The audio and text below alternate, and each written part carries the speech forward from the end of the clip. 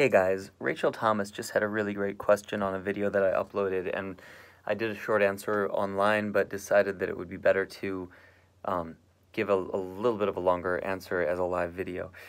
The question is, why do we actually practice, and what is the difference between knowing what's the spectrum between knowing the technical side of what we're doing, like this is a C minor chord, and you have a 1, 3, 5, 7, and I'm using those in a specific way, versus just playing and expressing from the soul, from the heart, and expressing this thing that is that's like you can't put technicality behind it in all the layers because it's so incredibly deep and complex.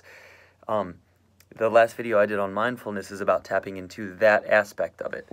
So there's let's just talk about that real quick. Like, so if I were to do a solo and I were just to think about, okay, C minor, 1, 3, 5, 7, and now I want to do the leading tone to the I want to play the 5 and the 3 of the 5, so there I have the leading tone of the 1, which is the A, and I'll make that my note that is like more specific there, and then I will want to go up to the 1, but I want to sort of deceive it, so I'll enclose the 1 with the 9, then going back to the 1 there.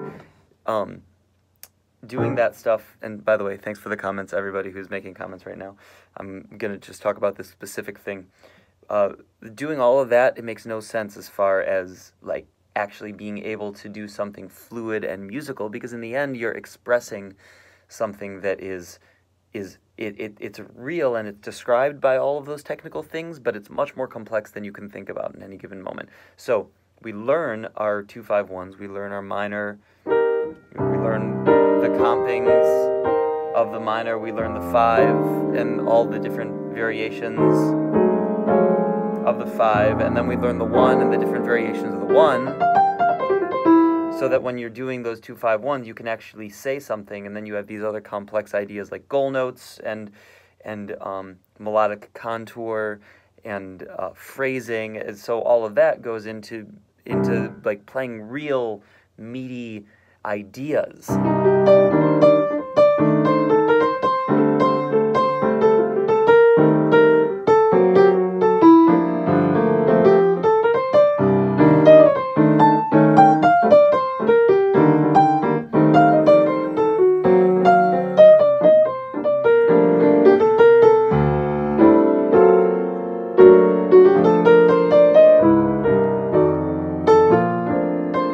So I'm sort of playing over Autumn Leaves right now because I was just doing a lesson with a student where we talk about autumn leaves a lot. It's one of the easiest ones to do. Oh, thanks. Yeah, I've been growing out the beard a little bit.